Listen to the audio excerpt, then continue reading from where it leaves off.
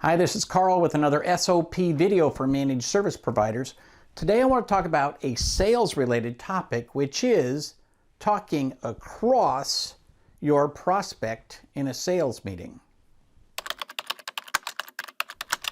What do I mean talking across a prospect? Well, let me just give you an example. Let's say you go to the car lot and you're looking at new cars. And the salesperson says, oh, you're going to love this one. It's got the super sporty wheels. It's got the faux wood interior. And that radio will allow you to preset 18 stations. And you're going to love the LED headlights. I mean, this car is sporty, it's spectacular, and you're going to love it. Everybody I've put in this car has enjoyed it. And you buy the car. Now, what does the salesperson think? They think that you wanted sporty tires and faux wood finish and a funky radio and bright headlights. But in your brain, you looked up Consumer Reports, and this car was the first or second rated car every year for the last 20 years. And you say, well, I like the brand and I like the fact that it's so reliable and consistently higher quality. And I assume that this year's model is going to be just as great as the last 19 years' models. So the reason that you bought was not the reason they sold. And that's the key to success. Very often in business, we try something, and if it appears to work, we do it again. And we never really go back and test whether it was the thing we tried or something else. Many people doing marketing campaigns in March and April of 2021 saw a big bump in business and thought, oh, that campaign really, really worked. Well, maybe, or maybe it was a bunch of people getting some government checks and all of a sudden they had money in their bank and they spent some of it.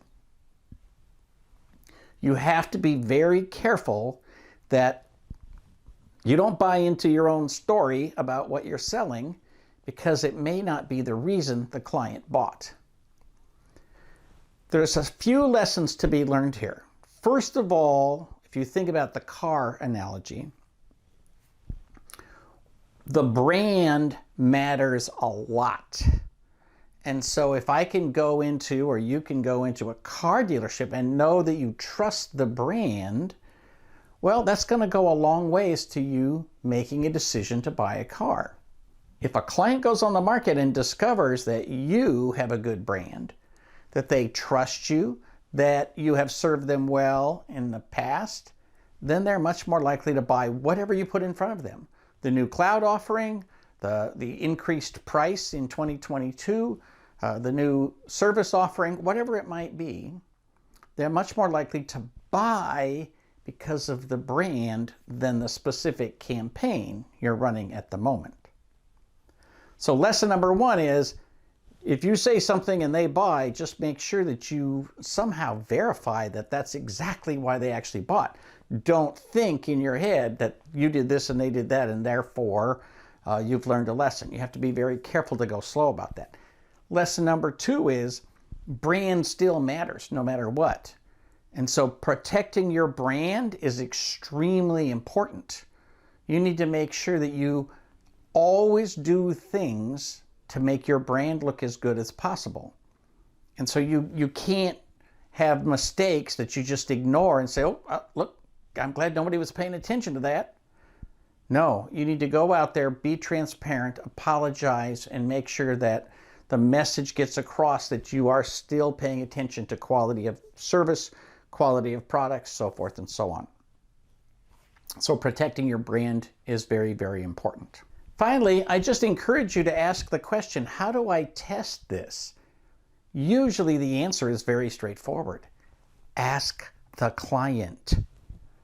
Just say, what were the most important elements of you making a decision to sign this contract, renew with us, continue to do business with us, buy for the first time, whatever it might be?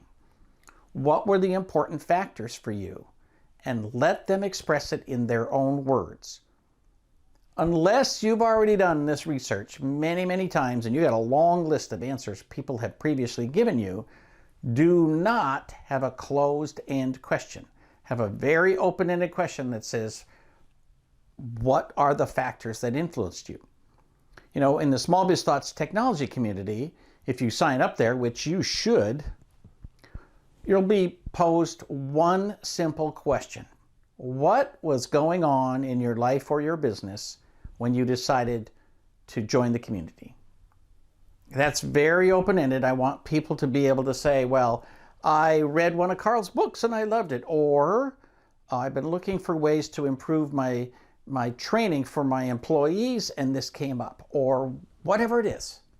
Whatever reason people have, I want to make sure I have it in their words.